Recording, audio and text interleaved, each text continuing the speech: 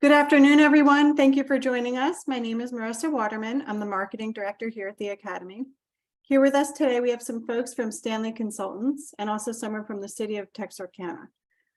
They'll be discussing the EPA's Brownfield program and the Grimm Hotel renovation. Also joining us today is Dwayne Graves, a board-certified environmental scientist who works at Geosyntec. Dwayne will be serving as the moderator today.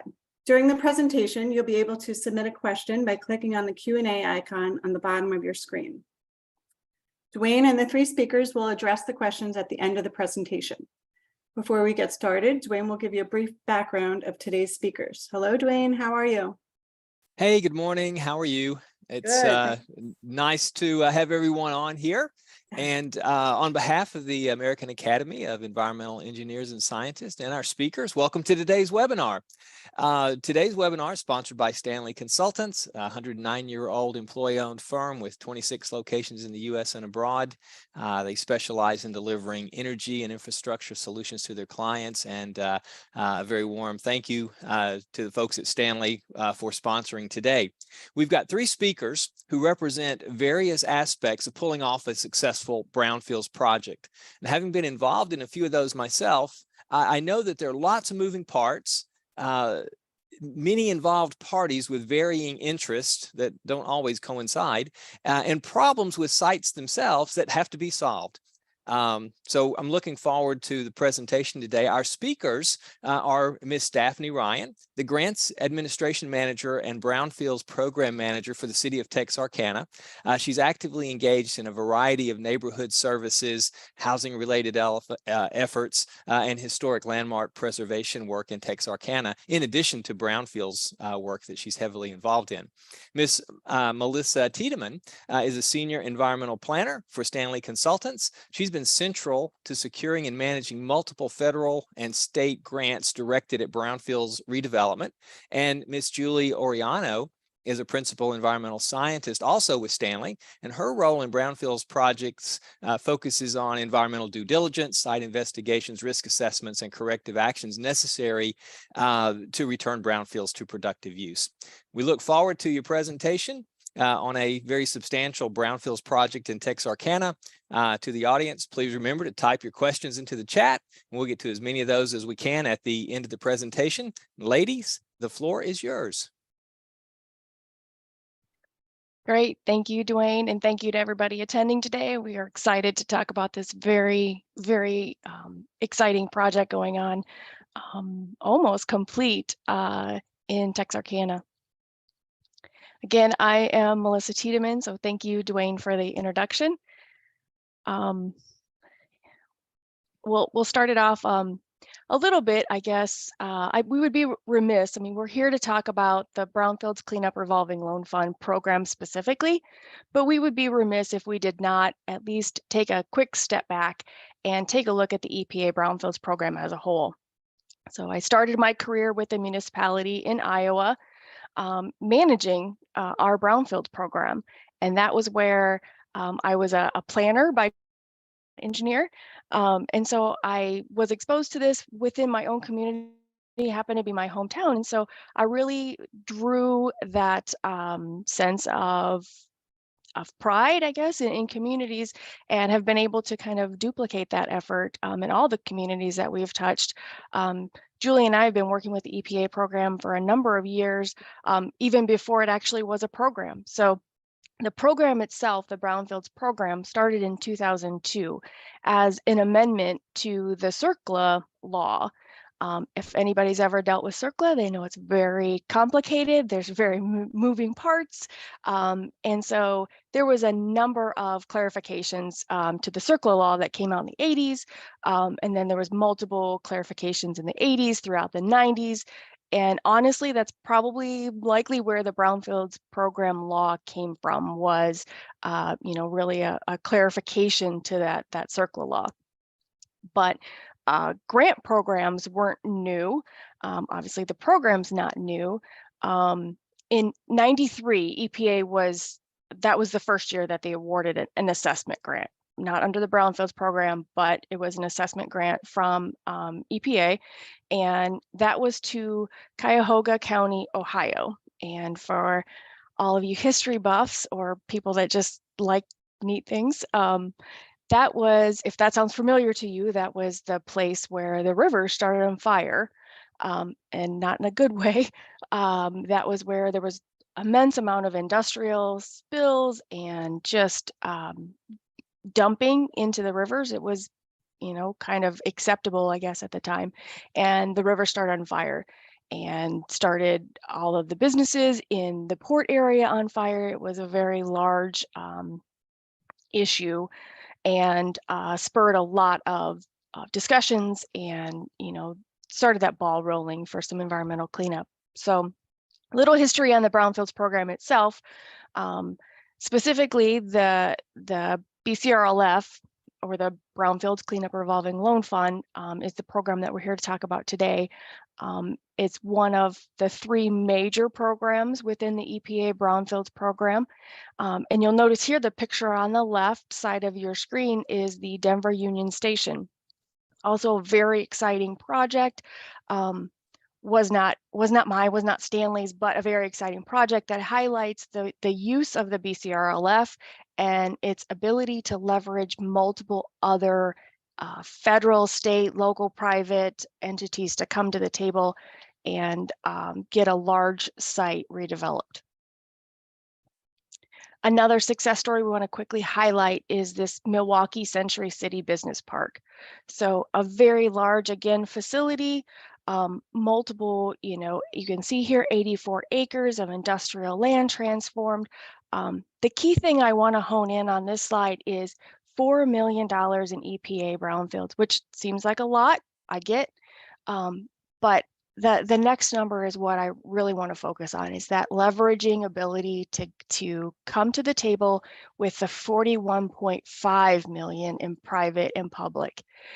The EPA program is fantastic for being that first money in, making these projects a little bit more feasible for other entities, private developers to come to the table and make these projects work in the end. Again, 84 acres of industrial land transformed into a very nice amenity for the city of Milwaukee. This one, this is where I started my career, and ironically still stayed with it. This is my hometown. This is Waterloo, Iowa. We're right in the heart of Iowa, the breadbasket. And in the 50s, this was on the left, you can see is the wrath packing area. Has been there since the late 1800s, along the banks of the Cedar River, where a lot of development occurred throughout America, was along the rivers. So you can see this facility is, multiple buildings right adjacent to homes, right in the middle of neighborhoods. And that was its appeal, was these people could walk from their homes to their jobs. And this was, in its peak, one of the most highly sought after jobs in Iowa. And that's saying a lot, because 6 or 7 blocks down the street, we have one of the last John Deere manufacturing assembly plants. And this job was more highly sought after in its prime. So it hit its peak in the 40s and 50s, which this picture was taken in the 50s. And it was Iowa's largest employer. And it was the largest multi-story single unit meatpacking plant in the world in its prime. So that's the buildup. And then in the 60s, there was a lot of mismanagement by the owners. There wasn't a lot of reinvestment back into the facilities. Meatpacking as an industry was changing. It was less vertical and more horizontal, more of that lean manufacturing starting to kick up there. And in the early 80s, it started to falter a little bit. And the city, seeing this happen, they realized, wow, we need to save this. This is a lot of employment. This is right in the heart of our city. We need to do something. They stepped up. They offered a loan to the city, or excuse me, to the wrath packing plant.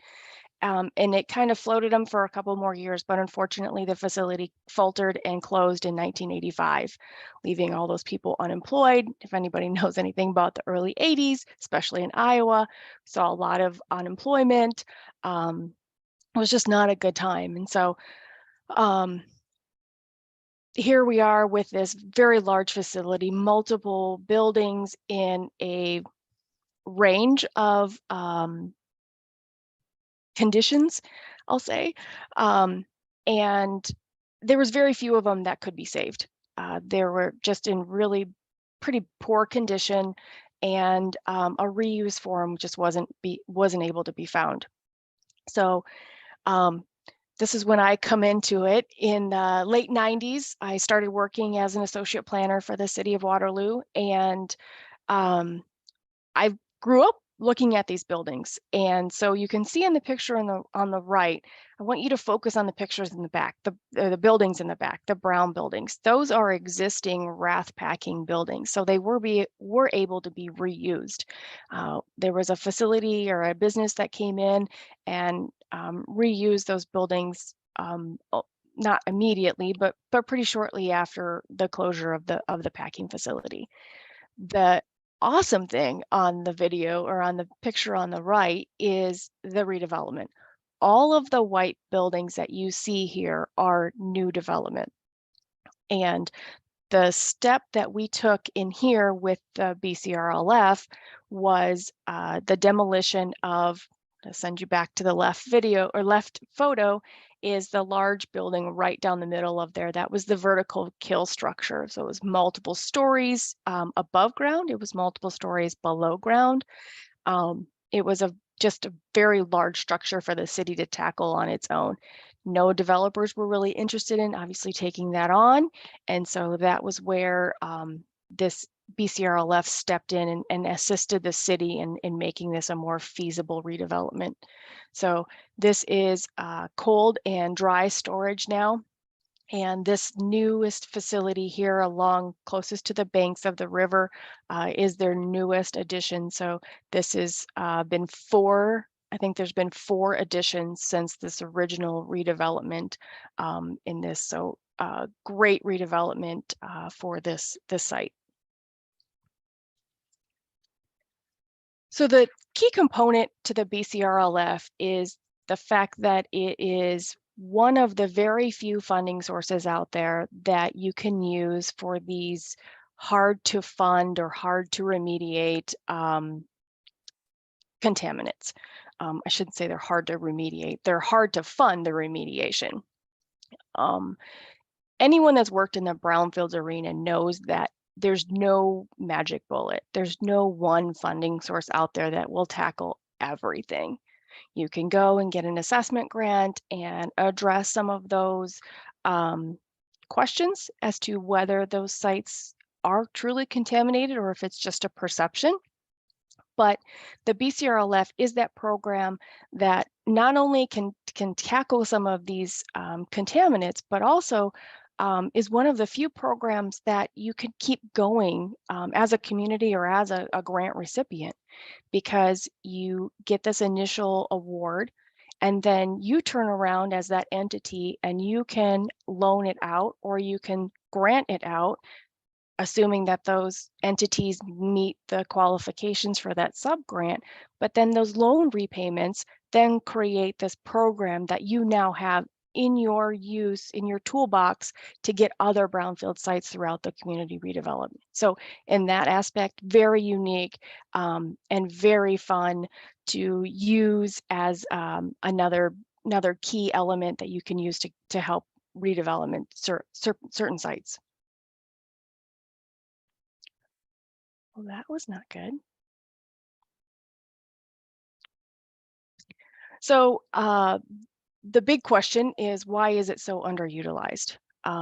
It is a great program for all its uniqueness, but it's difficult to use.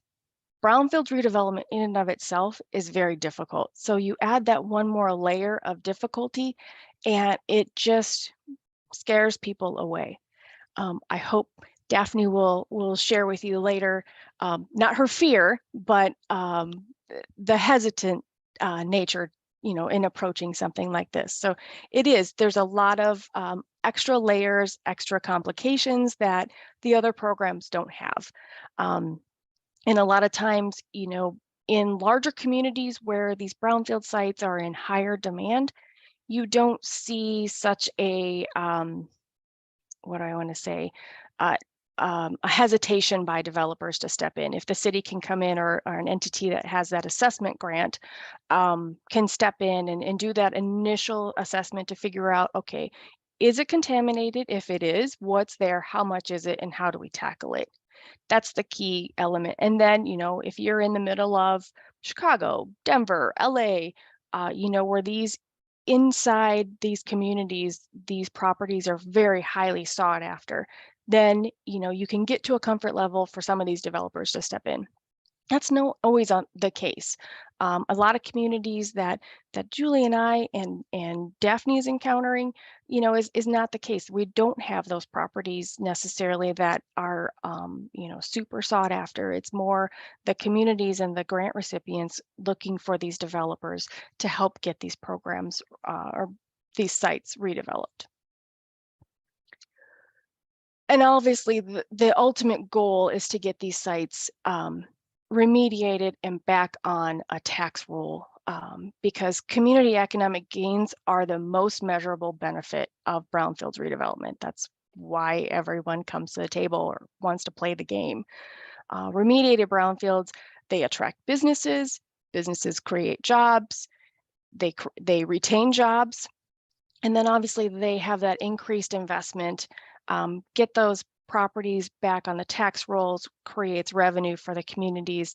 It's a very snowball effect on these projects. And so that's why, this program has been funded, not at super high levels, but religiously every year has received funding in some manner. Now, the EPA estimates that redeveloped brownfields support 11 to 13% of job and housing growth from 2013 to 2030. So it's substantial that they can document and show that this program is contributing that much to the overall economic health of the US. Now, for the exciting news, this is a little jump, or a picture of the jump in brownfields funding as a whole that came from the Infrastructure and Investment Jobs Act, or the IIJR, that just recently came out, that recently came out under the Biden administration. So to give you a little bit of an idea, in July of 2022, the EPA Brownfields program was funded at a $66 million level. So seems like a lot, but when you start looking at all of the entities that come to the table looking for this funding, it goes quick and it's very competitive. In September of 2022, so right now, and the program is actually open right now for grant applications to be submitted, there is $169 million available for new grants. So this this investment in this program not only is, doubling what we have seen in previous years, but I think, the writing is on the wall. They've proven that this program works and that it does fulfill these communities with that opportunity to, double, triple their money back in what they can do with this money coming in. So this slide simplifies a very, very complex project or program. So you've got the EPA on the far left. Obviously, they're the ones awarding the money to the cooperative agreement recipient. And we haven't been super specific here because this program has a lot of opportunities in who can come to the table as that cooperative agreement recipient. And then they have that opportunity, like we talked about earlier, to go out and provide these loans and or sub grants to those borrowers, which are the far right. And your typical borrowers are, property owners, developers, other agencies. And the key component here, which is not universal across a lot of the programs, is nonprofits. So this is the opportunity for them to come. They are a sub-grant, also opportunity to receive a sub-grant from this funding source. So you can see here, it looks very simple on this slide, but it is a very complex program. The key component here being that the borrowers then, when they pay back their loans, goes back to the cooperative agreement recipient, and then they have that opportunity to create this fund, loan that money out, and create this revolving loan fund that they can use for other sources. So with that being said, I would like to pass it over to Julie, and she's going to talk you through some of the key program roles within this program. Yeah, thanks, Melissa. And as Melissa said, I'm going to just talk a little bit more about what happens after the grant is awarded. So the RLF grant, there are several roles, but a couple of the key roles we wanted to highlight here are the RLF grantee who receives the funding. They'll want to hire an RLF manager to help run their program successfully because it is a complicated program. Then they'll work with the borrowers and subgrantees to loan money or grant if the subgrantee is an eligible entity for that. The grantee will also want to hire a qualified environmental professional. And so the qualified environmental professional, or QEP, can help the community understand the technical aspects of the cleanup and can help with the overall cleanup planning and execution, because most communities don't have an environmental professional on their staff. And of course, the EPA project officer, they'll be an extremely important source of information and guidance throughout the loan. So I know Melissa talked a little bit about the government red tape, and people sometimes worry about the EPA holding up the project a little bit, but I'll have to say that the EPA project officers that I worked on these RLF programs have been fantastic. They've been a great source of information, and they really haven't held up the program at all. They've been very quick to review reports and answer questions. And so, I can't emphasize enough that the EPA project officer will be a very important role in your RLF grant. So I wanted to talk a little bit about what a qualified environmental professional can help with on these projects. Stanley has provided QEP services on several Brownfields grants. A couple of things that the QEP can help the grant manager with is the loan requirements, such as the project reports and cleanup oversight. They can prepare community involvement plans and also help with the community outreach activities. The QEP also usually prepares the documents that are required as part of the RLF grant loan, such as the analysis of Brownfield's cleanup alternatives. This is a document that evaluates the different cleanup methods and make sure that the appropriate cleanup method is selected for the site. The decision document is a document that it's a summary of the final cleanup plan. And then, of course, the quality assurance project plan outlines the procedures for sampling and analysis. That'll be crucial for the cleanup contractor to have that information so they can complete the cleanup properly according to the EPA standards. And then critical health and safety plan, you definitely want a plan that protects the human health and environment during the cleanup. Don't want to make anything worse during the cleanup. And of course, the final cleanup documentation. And the QEP can help prepare that documentation and also help with the submittal to the EPA for that review. Another key component that the QEP can provide is the oversight of the cleanup that is done by the contractor. So the QEP can ensure that the cleanup is being conducted and documented properly.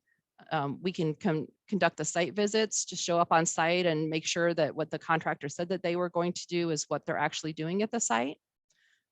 We can review the contractor daily reports and disposal documents to make sure, and the invoices to make sure that, what they're saying they're doing coincides with their invoices when they come through. And, like, for example, during an asbestos cleanup, what we would do is we would review the disposal documents to make sure that the quantities invoiced and manifest match the daily reported quantities, and it matches their invoices in the end.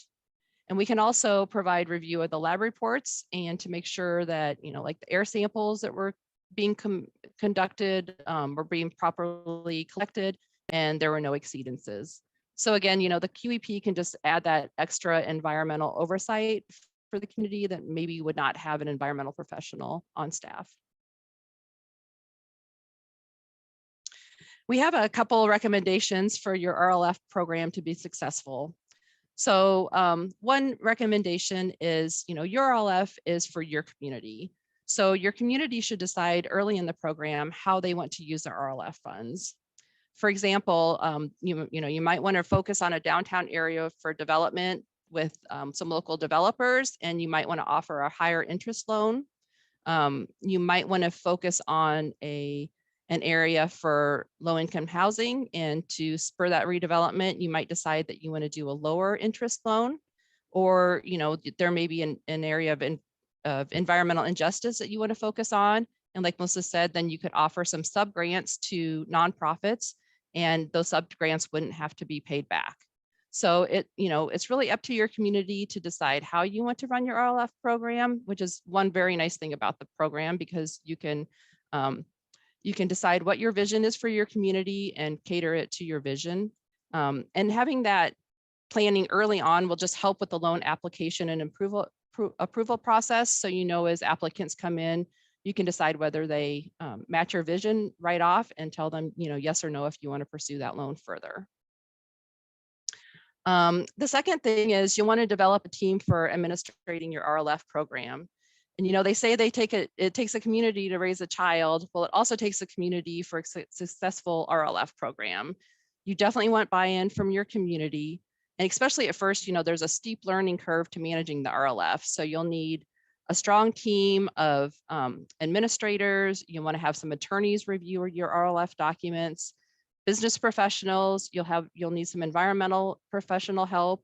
On your team, you'll want developers, the state and federal regulators. And as I mentioned before, the EPA project manager will be keys to successfully navigate this process.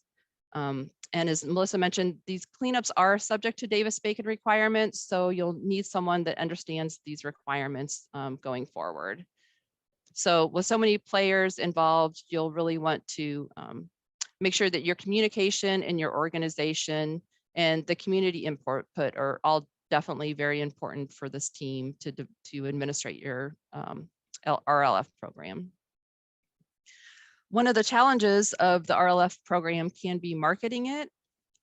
You'll need to get the developers, realtors, owners, and the banks not only to know that the community has this RLF grant available, but to just be comfortable enough with the process to apply for grants and to use the program.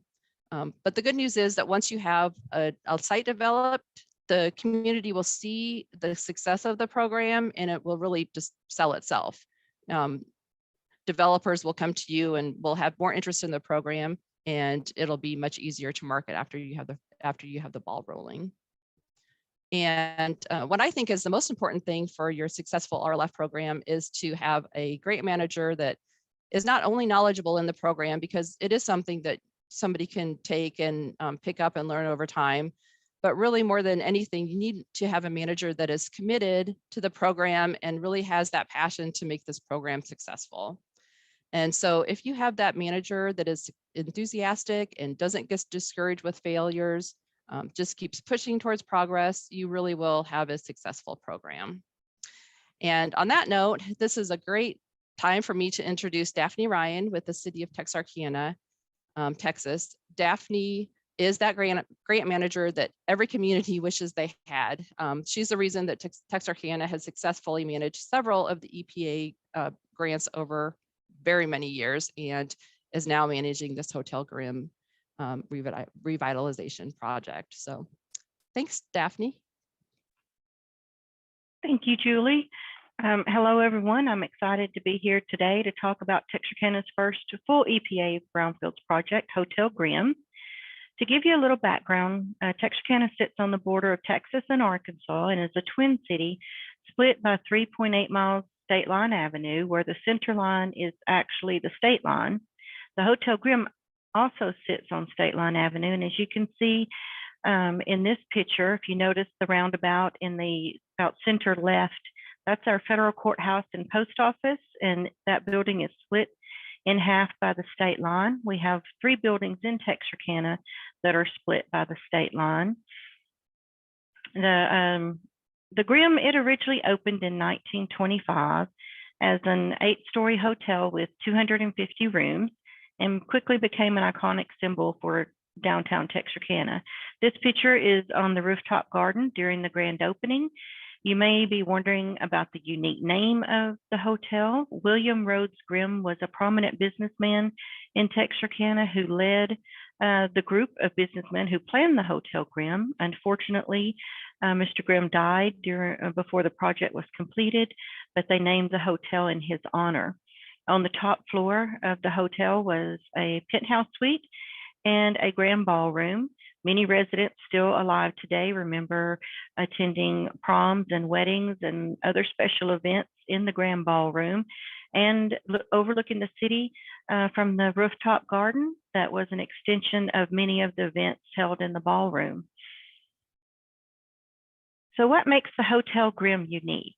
Well, Texarkana is a smaller community with a population just over 36,000, and our MSA population is just over 150,000, which includes Texarkana, Texas, Texarkana, Arkansas, and both of our counties, Bowie County, Texas, and Miller County, Arkansas. This was Texarkana's first time using our EPA RLF revolving loan fund. The funding complexity of this project was unique, to say the least. It has 7 different layers of financing. It was the first of its kind for the state of Texas. It was very much a learning curve, not only locally, but at the state level as well, just for this pro forma. We knew the Hotel Grimm would be a catalyst for downtown redevelopment. When people ask the city staff about downtown, they wouldn't ask, how is downtown redevelopment going? They would ask, how is the Grimm going? Because for us, as the Grimm goes, so goes our downtown. Community involvement was impressive for this project. There was a citizen-led Facebook page called Save the Hotel Grimm. During our 2018 comprehensive plan update, Hotel Grimm was noted repeatedly during our community input forums as to a priority site for redevelopment. And on the developer held at the beginning of reconstruction, held a sign lighting ceremony. The ceremony was to light up the Hotel Grimm, illuminate the Hotel Grimm sign, just as a symbol of putting new life back into the Grimm. And this is a picture of the street event that was held and the amount of community support there in attendance is rare for Texarkana. And this picture depicts a wide, very diverse group of people from every part of Texarkana, both on the Texas side and the Arkansas side, that was in support of this project. This rendition was the vision of redevelopment for Hotel Grimm back in 2019, when the original developer that carried this project forward first approached the city. So how did we get here? Well, the hotel closed in 1990 and sat vacant for over 30 years, with over 20 years of failed attempts for redevelopment. Staff, both current and former staff, have invested thousands of hours of time just trying to do our part to bring this project forward. This $27 million project with the 7 different sources of financing finally made the mark. Developers made a concerted effort throughout the redevelopment of the Grimm to hire local contractors. They trended about 70% local contractors throughout the whole project. Not only did they make an effort to hire local contractors, they also participated in the Section 3 hiring and participated in a Section 3 opportunity portal training the city hosted in Texarkana in an effort to promote registration by businesses. The end result will be a fully restored historic building, including the grand lobby that will be accessible to the public, the Palm Room, which will be meeting space for residents as well as the public, and 93 affordable apartments. Developers also added space for a coffee shop on the ground floor that will be a job training program. The next slide, it contains a lot of information. I don't expect you to be able to read any of this. I included this slide because it gives a picture of the efforts just over the past 13 years. The bumps in the road were plenty, but Jim Sarai of Sarai and Company knew he had a viable project when he first approached the city for support in his application for mixed-use affordable housing tax credits and city loans. And he stuck with it for the long haul. And the tax credits were not awarded at that time, but he kept pushing forward, revising the pro forma until the project was fully funded. And as you can see, it has many years and efforts by many people. One of the first steps was to get the hotel on the historic register. You can get a small glimpse from these pictures, from these historic photos of the Hotel Grimm in her prime. In the southeast corner of the building on the upper left, there was a pharmacy in the Hotel Grimm. And originally in the southwest corner was there was a bookstore at one time, and in the early years, there was a telegraph office. In the later years right before the hotel closed, on the northeast area was a restaurant called Sue and Carol's that is actually still in business in Texarkana today, but they relocated in the 90s when the Grimm closed. The picture on the lower right shows the Palm Room, which is located on the first floor on the west side of the building. There are some famous people that have been noted as staying in the Hotel Grimm in the early years. There was a famous opera singer, Lily Pons, that was said to have stayed several times in the hotel. 2015 was a very important year for the project because the Texas Historic Preservation Tax Credit Program went into effect. The National Historic Registry designation was approved. Federal historic tax credits were obtained. And that was there. We also did the phase 2 environmental site assessment. And the city received one of 6 Council of Development Finance Agencies technical assistance grants that was awarded nationwide. A roadmap for the Grimm redevelopment was prepared as part of that award. And the technical assistance team offered the community insight into options, including a comprehensive report offering strategies for refinancing. This technical assistance garnered so much community support just by these professionals from outside of Texarkana saying this project is viable, it can be done, and here's a roadmap as to how it can. These are a few pictures of the technical assistant team's visit. The one in the upper right offers a close-up of the original ornate plasterwork. And in the lower right is a picture of the rooftop garden that looks much different from the original that you saw earlier. In 2018, the development team announced a new co-developer, Cohen Esri, to work alongside Sarai and Company, as well as finalizing lending agencies such as Citibank, Chase, and investors such as Clock Tower Tax Credits and Affordable Housing Partners. Adding these reputable partners renewed public confidence in the project as well as our confidence in the project. The new development team visited the site. I can't really tell you the number of times I've visited the Grimm during these 13 years, but in the upper left picture is the staircase between the first and second floor, the only one at the time that we found passable, but it had a large gap. We nicknamed this move the Texarkana Stretch and Leap because of the significant gap in the staircase. Later, we discovered removing a couple of plywood panels on the exterior would expose a much safer route to the upper floors. And so the building had extensive contamination from asbestos and lead. And there's an air cell, which is an asbestos treated cardboard that was used as pipe wrap throughout the building on the steam and hot water lines. And as the building deteriorated and, the roof broke and water came through the building, this air cell material fell from the ceiling and contaminated much of the furniture and the debris throughout the entire building, which has complicated the cleanup and assessment of the asbestos contaminated material for disposal.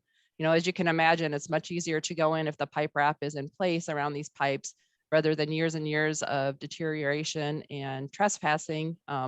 It just was kind of scattered throughout the building. And as you can see in the bottom corner on the chair, there was just dust of asbestos everywhere.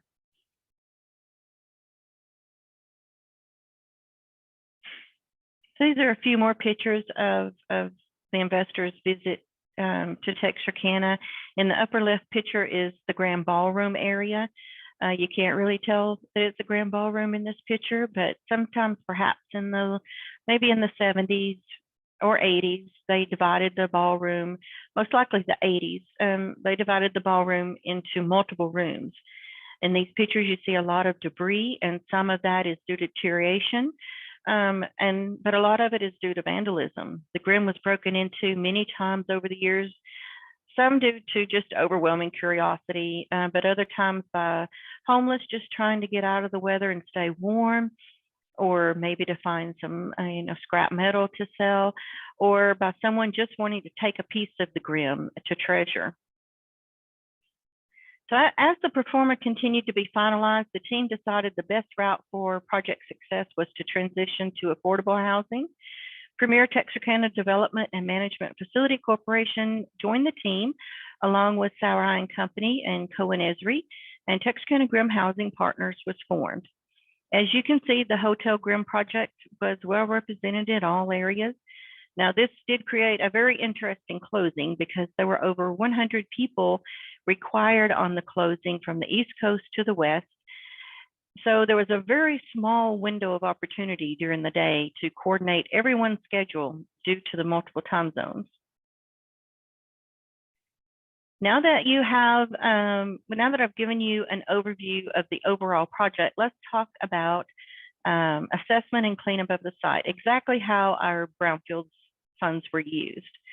The city was first awarded EPA Brownfield funds in 2010. It was not initially assigned to me, but once it was, I knew this program was fit for me. I love exploring old buildings and finding what makes each one unique. Like in this picture, which is part of the basement of the Hotel Grimm, there are a lot of interesting old equipment in the basement that remained, even though their life passed and more modern equipment, took its place long ago. These pieces were just too large to remove without great expense, but I'm glad they were still there. We were able to save a lot of metal pieces out of the Grimm and some pieces off of these old pieces of equipment. A sculptor from Dallas, George Tobolowski, secured parts of these old machines and other metals from the Grimm and is creating a sculpture for the property. We were a little lost in the beginning, to say the least. But once we contracted with our qualified environmental professional, they really helped us through the weeds with our assessment grant. We tried really hard to time the phase one on the Grimm property in line with the developer's closing. So we didn't perform the assessments right away. We wanted to, make sure that we tried to make sure they didn't expire, but also did it early enough that it didn't slow down the project. We ended up having to update the phase one later on just because of various delays, so don't be concerned with this too much on your project, because try as you might, to keep from slowing it down, it doesn't always come together as smoothly on these complicated projects as you want it to. During this time, the city, we continued to seek additional EPA funds that would offer a complete package for redevelopment. And in 2012 is when the city was awarded our EPA revolving loan fund for just over $1 million. And of course, the Hotel Grimm was one of our first thoughts for a possible cleanup loan. And again, with this new funding, the city, our inexperience offered challenges. We contracted with Stanley Consultants as our qualified environmental professional for our EPA RLF fund. And their knowledge and experience really helped us move the Grimm project forward. These funds were important for our city and for our downtown, as well as our older corridors. Our downtown, began its decline in the late 70s and early 80s. I-30 was completed in the late 60s through what at the time was cattle pastures. But after, in the 70s, development started to move forward along the I-30 corridor. Many retail stores began to relocate from downtown along that corridor. A mall was built in 1978, which further moved retail north. Which left a significant number of empty buildings, and a lot of them just did not recover from this migration. But we knew that the Hotel Grimm would be a key project for our downtown program, for our Brownfields program, and especially for our downtown redevelopment. So in 2014, the developer did ask us to move forward with the original phase 1, since at that time he anticipated closing within 6 months. The phase 1 was performed, and the phase 2 shortly afterward. And so we often get asked, where are the contaminants coming from when we do these site assessments? The Hotel Grimm historically was a cotton gin at one time. There was a filling station on one end of the property, and there was a battery storage facility on the north side of the Grimm Hotel. But there were also a lot of just dry cleaners. There's a lot of historical uses in these downtown areas that have been developed for so many years. And so part of the phase 1, of course, is to identify those potential contaminant sources. For the Grimm Hotel, there were some slight exceedances. When the phase 2 was completed, there were some slight exceedances in the soil and the groundwater on the northern portion of the property, in the area where the previous petroleum station was located. And those included mercury, arsenic, and lead in soil and the groundwater, which is typical, like I said, of most older downtown areas, especially if there were some old service stations in the area. The phase 2 noted that these exceedances in the groundwater were likely just due to the turbidity of the groundwater. So the plans early on were always that the contaminated area would be encapsulated as a parking lot, so there would be no risk for human health to interact with the soils and the contamination, and that would address the soil remediation. We also plan to address it with a municipal site settings designation, and EPA was okay with this plan. They said it was acceptable to protect human health. So when the developer that first submitted their EPA revolving loan application, it was for $650,000, and they began their cleanup plan. Swift Creek Environmental prepared the cleanup plan for Sauer and Company. We were certainly excited because this was our first RLF application, and we saw our Brownfields program starting to get a little bit momentum. The final development team contracted with Tetra Tech as their environmental professional and worked with Swift Creek on updating the cleanup plan. The site visits began to occur more often. OG Historic Preservationist was brought on board to begin working on the Part 2 historical clearance, and Munoz and Company was hired as the architect. Lending agencies and investors began to visit the site more often. The closing date was set, and we really began to see a path clearing. Since more than 180 days had passed since the phase 1 was completed, an update was needed. The city's assessment grant by this time had closed. So Texas Commission on Environmental Quality Brownfields program came to the rescue and performed the update to the phase 1, which really helped to ensure the project continued moving forward. And we were really glad to have them as partners on this project. Because our initial phase 2 found exceedances in the soil and groundwater, lenders and investors wanted confirmatory sampling, and Swift Creek, in partnership with EnviroPhase, conducted a phase 2 limited subsurface investigation to confirm the extent of arsenic and lead impacts to the soil and the lead impacts to the groundwater. Their results did not find exceedances in the soil or groundwater samples, and also noted turbidity as the most likely reason for the original results. Tetra Tech also conducted some additional asbestos testing just to finalize a very comprehensive cleanup plan. Our action items, they begin to be checked off between our QEP, Stanley Consultants, and the developer's environmental team. The developer let bid for asbestos and lead abatement, and the winning bidder, building abatement and demolition, completed interior abatement within 9 months. So all in all, there were 4 different environmental professionals on this GRIM project working together. Project lenders, they needed a no further action determination from TCEQ. With the 2 sets of soil and groundwater samples yielding different results, TCEQ, they worked with the developers to come up with options that would provide them a no further action determination. The developer chose to abate the contaminated soil and bring in new fill for the parking lot, and this was added to the overall cleanup plan. Soil remediation and encapsulation, as well as the municipal settings designation originally planned, was completed. So during all of this, our path was made easier by a number of people, including our EPA Region 6 team. I want to do a special shout out to Commissioner Scott Marshall, because she, has helped us so much over the years with our Brownfields program, and just trying to make sure that we were successful. Our QEP, Stanley Consultants, we could have not have navigated through this without Julie Oriano and Todd Naus on our side.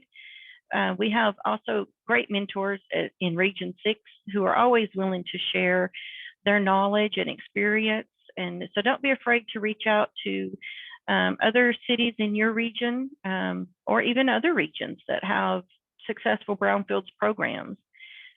This project was a long and bumpy road, but well worth the journey. We're almost at the final end. I would like to take a moment to share a few pictures with you. Starting with the grand lobby, the historic preservation plans require that the grand lobby, as well as the 2nd floor mezzanine, the palm room, and the grand ballroom on the 8th floor be historically restored. And as you can see in the pictures, the plaster work on the ceiling was very ornate. Yeah, and you can also see the metal railings up on the 2nd floor. Much of the metal on the railings and the stairs, the doors, and the window frames all had lead-based paint that was chipping and peeling. And so all of that had to be removed. And because this building will be housing, the lead levels are required to meet HUD standards. So that was part of what the QEP, as a QEP, we did some oversight and just checked the lead abatement process and then the final cleanup levels.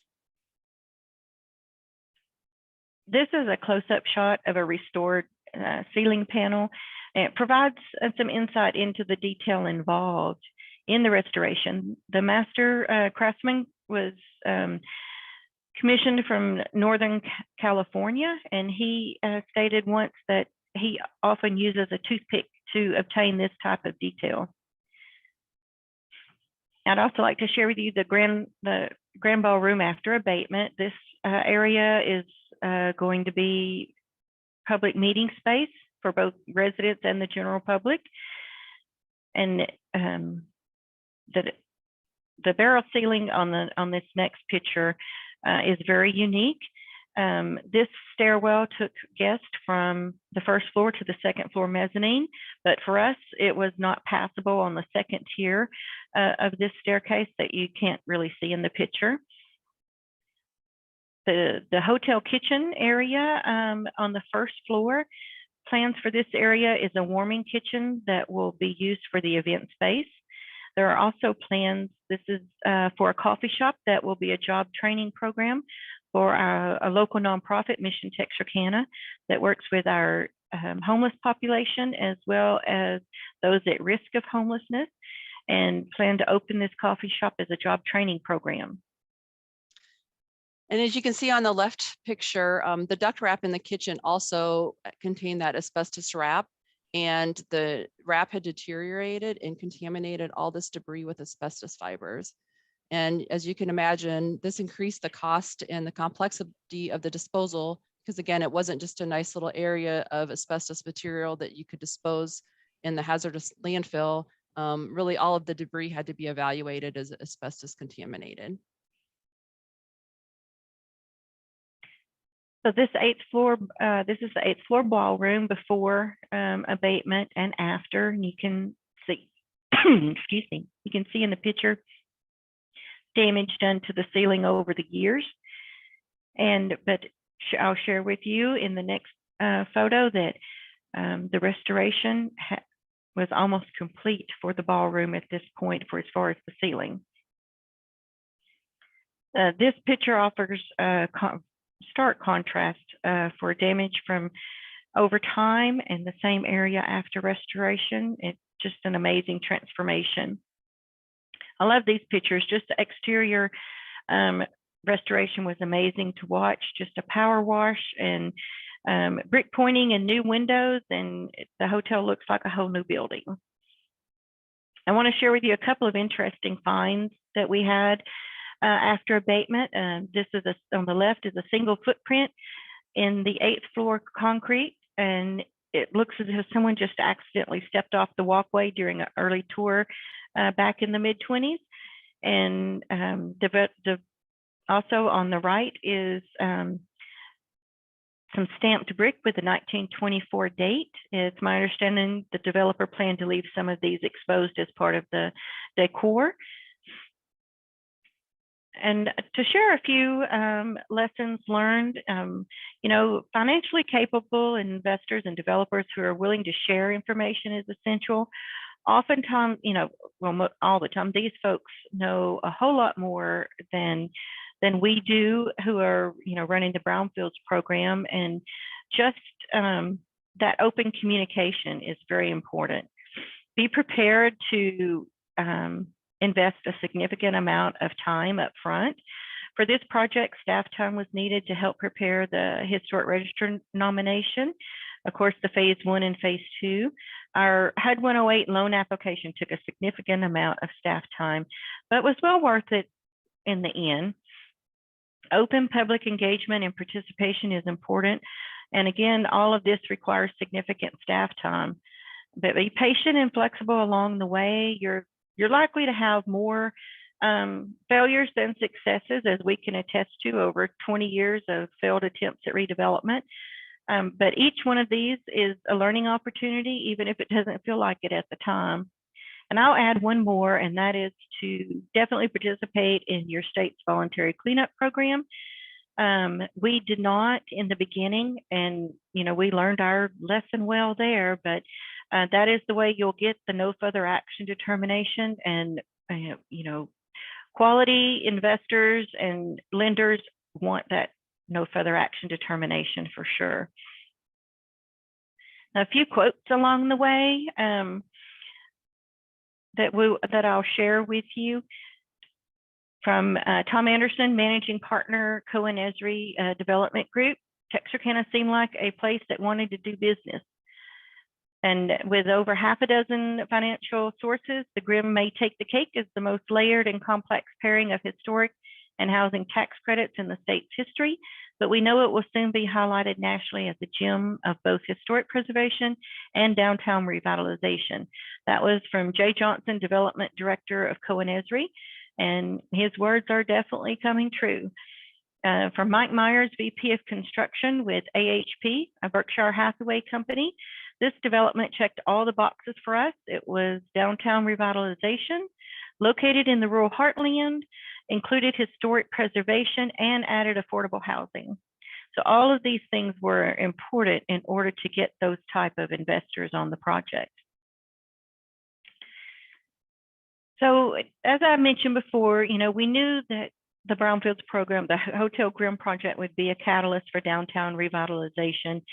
And there are many other buildings that need this gap funding. It's essential to be able to make these deals work. This is the former hotel, First National Bank. And sometime in probably the 70s, the owners added marble panels facade to to the exterior of the former First National Bank. The current owner in this picture is starting to remove those marble panels just because he needed the original building exposed in order for the historic designation with the state as well as national.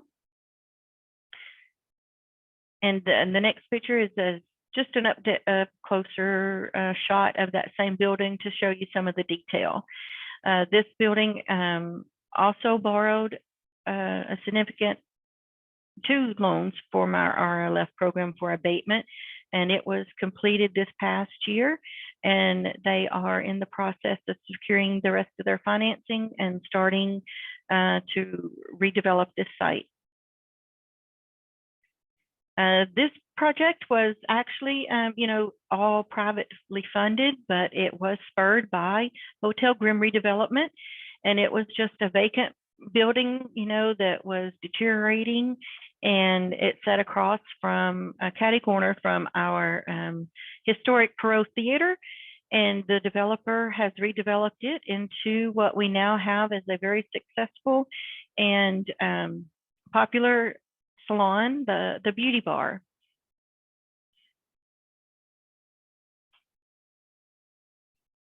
And I shared this picture with you. This is our Courthouse Square project. As I mentioned earlier, the U.S. Post Office and Courthouse is split by the state line.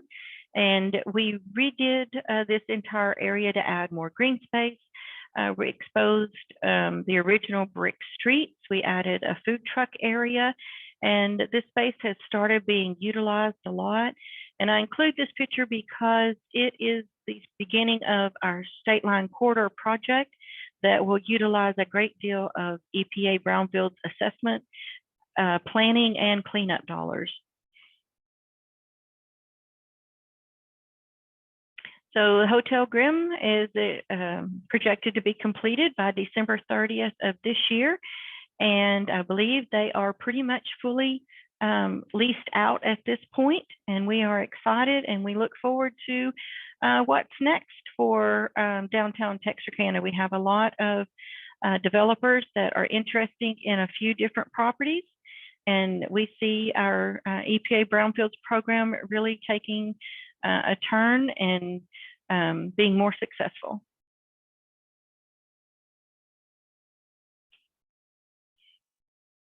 And these are just a few links that if you want more information about Hotel Grimm Apartments or the Hotel Grimm, I think if you Google Hotel Grimm, you will get a wealth of information from anything from actual information to folklore. And also there's a Paraseeker video on YouTube where they visited the Hotel Grimm and have some recordings that they state on the video could possibly be Lily Pond still singing in the Hotel Grimm. So, don't just go out there and Google Hotel Grimm and you'll find out a lot of information.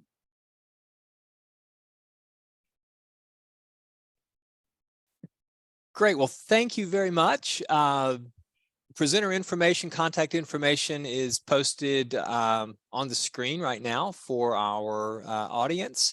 And we have a few questions and a few minutes left. So let me kind of moderate those, and I'll let the three of you kind of decide, who wants to jump in.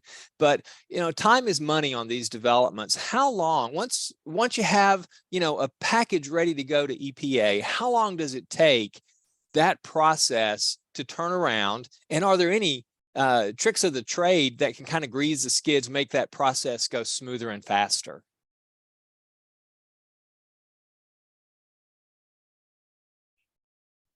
Sorry, I was muted. I'll take that first, and then everybody else can just weigh in. Probably within 2 months from the time you receive an RLF application, that it goes through, approval and fully executed. We have a RLF review committee on our for Texarkana. So once we receive the application, it goes to the EPA RLF review committee, and they decide, you know, if it's a viable project. They set the loan terms, and then once they approve it, we send it to EPA, our project officer, for review.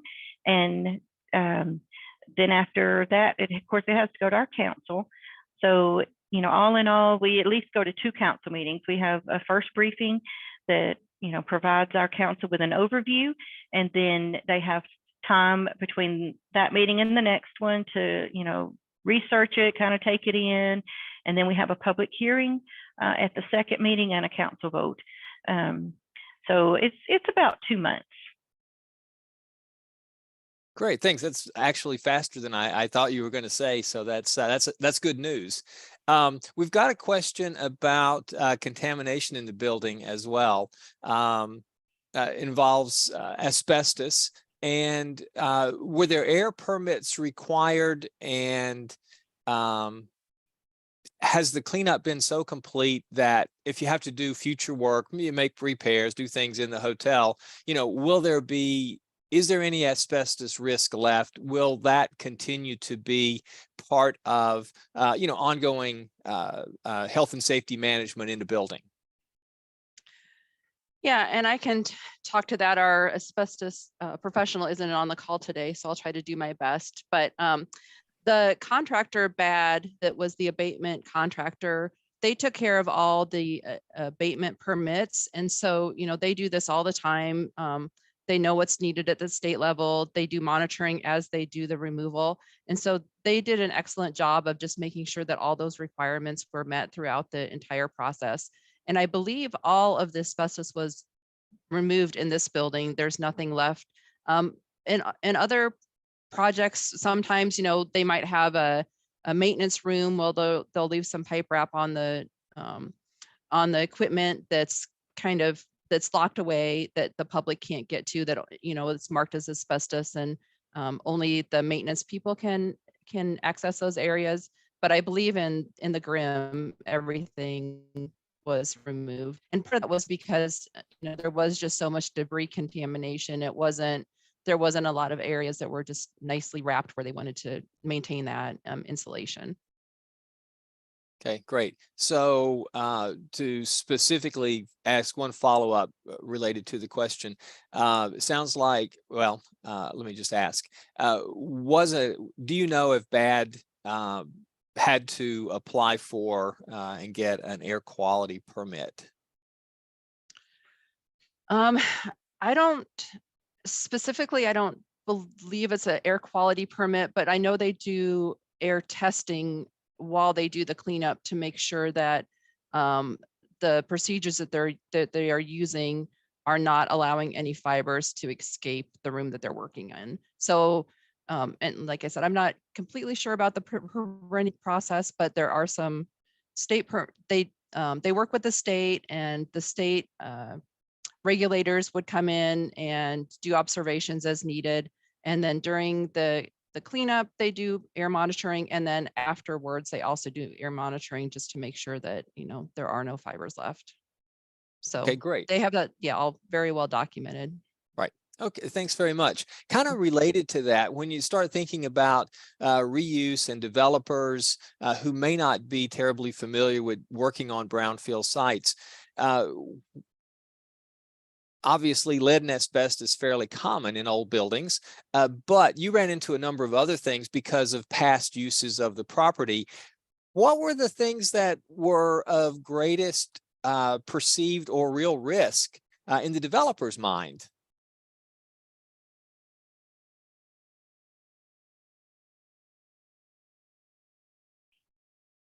I think it was more so of the investors and the lenders that wanted that no further action determination. When you have investors with a good reputation, you know, they want to ensure that, especially with housing, they want to ensure that the health and safety of the residents of that housing is considered far into the future. You know, they don't want to have a cleanup and then have an unknown come out 20 years later. which, I mean, it could happen anyway, but when they do that extra, due diligence, then, it pretty much ensures that it's covered. Great, thanks. Looping back, kind of to wrap up the asbestos. Sorry, Julie. I didn't get this in on the first run. A question came in: was the asbestos mostly friable or encapsulated? I believe it was mostly friable. I should have my phone a friend on the on the line to ask our expert here, but yeah, I think it was considered friable, and as you saw in those pictures, it really was just as it deteriorated, kind of just went all throughout the building. And I did want to add, that is one of the good things about this RLF program, is because there aren't a lot of grants or loans out there available to clean up lead and asbestos. So a lot of the developers that are targeting these RLF grants, they have some familiarity with the asbestos and lead, because they've used this grant before, just because there's not a lot of other funding sources out there to clean up those contaminants.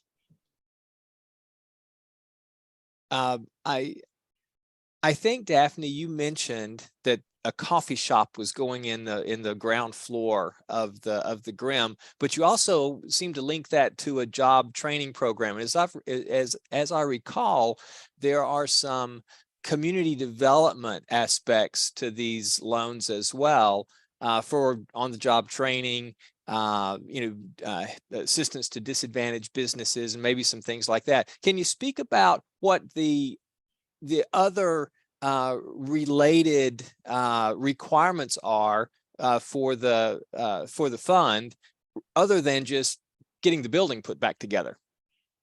Sure. Yes, EPA wants to see jobs created. They want to see jobs created for disadvantaged areas. They want to see those funds utilized to help those that are most in need.